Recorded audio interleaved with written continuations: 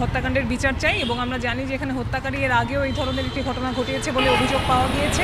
আমরা মনে করি বিচারহীনতার কারণেই এই হত্যাকারী আবার একটি ঘটনা ঘটানোর সুযোগ পেয়েছে। আমরা এই বিচারহীনতার অবসান চাই, আমরা এই ঘটনার বিচার দেখতে চাই, দোষীর সর্বোচ্চ শাস্তি দিতে। আজকে আমরা এখানে দাঁড়িয়েছি বিএম কলেজের প্রথম বর্ষের শিক্ষার্থী অনিতাকে যে মেরে ফেলা হয়েছে, একজন তার প্রেমিক তাকে বাসায় নিয়ে যে করে শ্বাসরোধ করে যে মেরে ফেলেছে, সেই হত্যার দাবিতে আমরা আজকে এখানে মানববন্ধন করছি।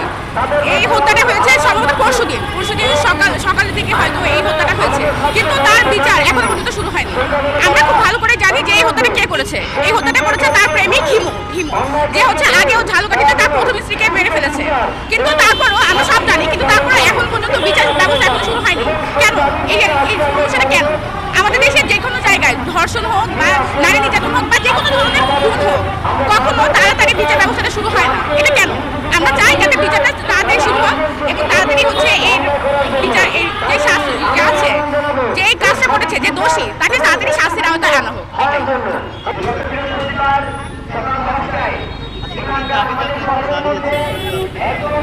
ছাত্রী হত্যা আনিকার মৃত্যুর দাবিতে তাকে যেহেতু পরিকল্পিতভাবে খুন করা হয়েছে, তার প্রতিবাদ জানানোর জন্য আমরা এখানে দাঁড়িয়েছি।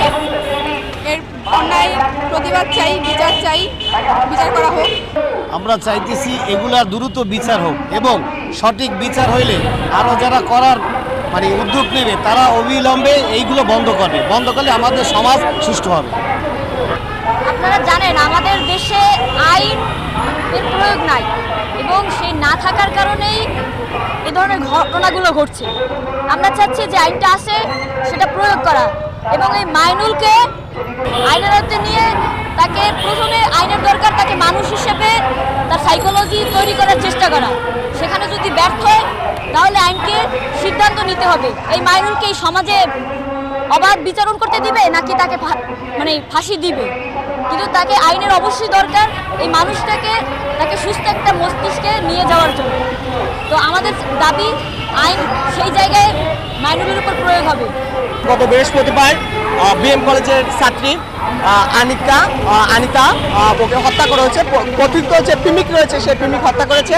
এই প্রেমিক ঝালকাঠিতে তার একটা স্ত্রী ছিল এর আগে, তাকেও হত্যা করেছে। এই যে আওয়ামী লীগের তার বাবা আওয়ামী লীগ পূর্বশালী ছিল বিধায় এই ঝালকাঠিতে যে হত্যা করেছে সেটার বিচার হয়নি। আর বিচার না হওয়ার কারণে আজকে সে দ্বিতীয় হত্যাকাণ্ডের হত্যা করতে সাহস পেয়েছে। যার কারণে আজকে আমরা দেখতেছি সমাজে এই যে আইনের ফাঁকফোকর দিয়ে আসামি পালিয়ে যাচ্ছে, যার কারণে হত্যাকাণ্ডের বিচার হয় না। যার কারণে একের পর এক সমাজে হত্যাকাণ্ড হচ্ছে বিচারহীনতার কারণে।